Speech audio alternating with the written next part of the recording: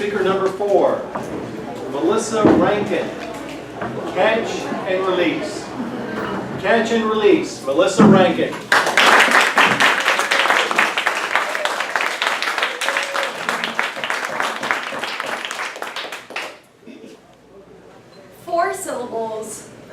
Four letters, one syllable, and between 4 to 8 legs.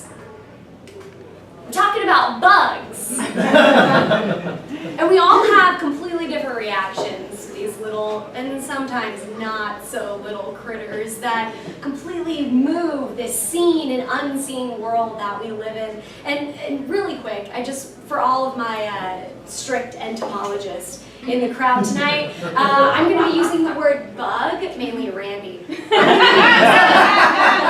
The word bug to encompass all bugs, insects, arachnids, all of them. So just so you know, it's kind of like if you were to take a Canadian and just lump him into a group of Americans, you might as well, and it's an upgrade, so. And, for some of you in the crowd, I know a lot of you know this about me, but for some of you, I need to explain something about myself before I continue. It's something about me that I don't really like to share too openly because this town, I never know the reaction I'm going to get. I don't see any sharp utensils in your hands, so I'm going to go ahead. I am a Californian.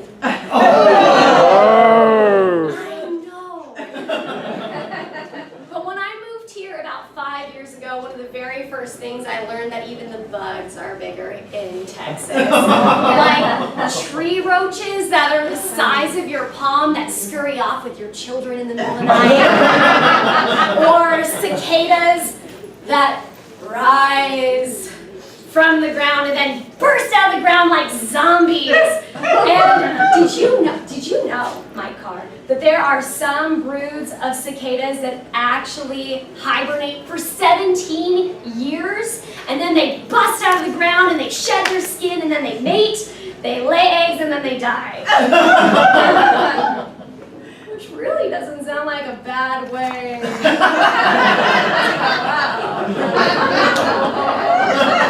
But I myself, I'm what I consider a bug pacifist. I believe that all bugs, they serve a specific purpose in our ecosystem, and who am I to interrupt that natural course? So I usually let them be as long as we respect each other's boundaries. Because if you are on my person or in my bed, then you will die! Otherwise, I have a very sophisticated and successful catch and release program, which really, you take any kind of cup that is bigger than said bug.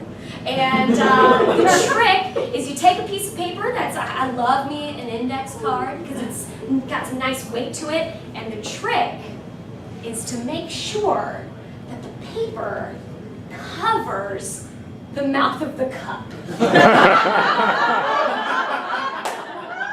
That's really about it. You're welcome. I've always considered myself a bug pacifist, even when I was younger. My friend and I, I'm born in 80s, but I'm a 90s kid. I loved myself some Baywatch. And my friend and I, we used to play Bee Watch, where we would save drowning bees from her pool. And it would be one of those scenarios, you'd see a bee like, "Bee, I'm coming for you!" And you shake your hair out, and you do it slow. "'Cause I'm always ready, I'm not letting you out of my sight." And then you splash, splash, splash.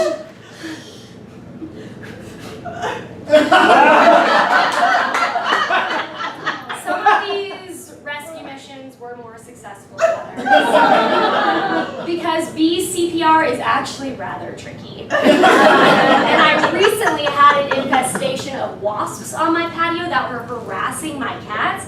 So I work in the apartment industry, so I understand due process.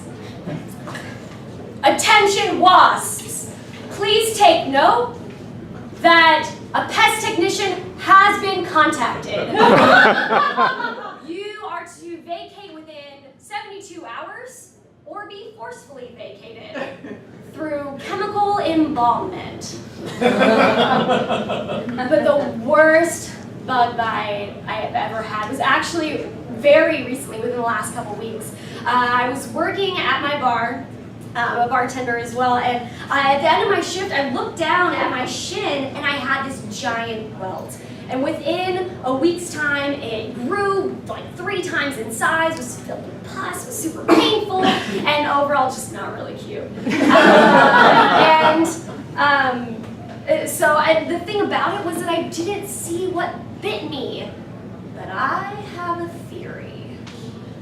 Drunk spider. Yes. So there's a spider, and she's out with her girls. She's the extrovert of the arachnids, the woo girl of the group.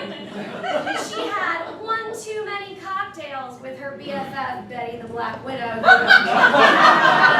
Just caught a mate and was ready to celebrate. And this spider had had one too many cocktails. And eventually the Beetle Bar bouncer had to come up to her and say, "Ma'am, you have been harassing the other customers.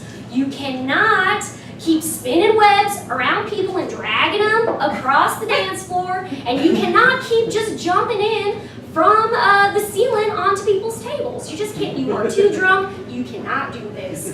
And she was just like, "Woo! I'm not drunk, look what I can do." It's definitely the best phrase you can hear from a really drunk person. Look what I can do. And she climbed halfway up my shin and was like, "Psh, this place is lame anyways." And she bit my leg, and that was that. But, guys, this is just a theory. I do not have scientific proof that spiders like Cosmos. I just don't.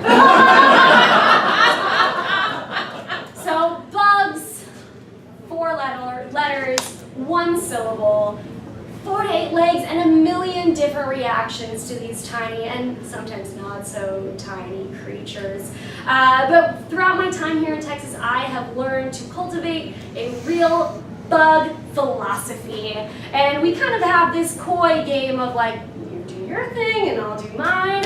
As long as you do not get on my person or in my bed, we are fine. Thank you.